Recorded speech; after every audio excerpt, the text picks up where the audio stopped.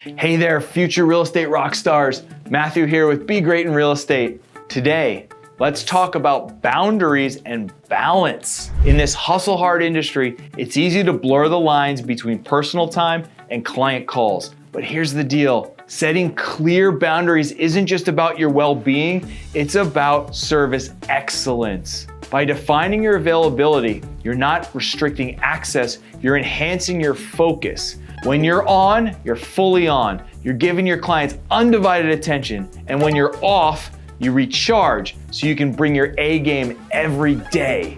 In the heart of New York, where the city never sleeps, you've mastered the art of time blocking.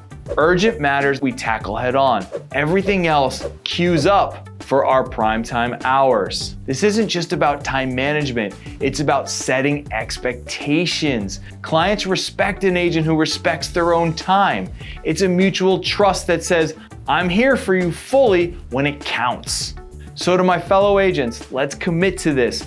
Be present, be focused, and be boundary brilliant. When you respect your time, you teach others to do the same. Boundaries don't limit your success, they fuel it. Believe in yourself, keep learning, keep growing, and let's be great together.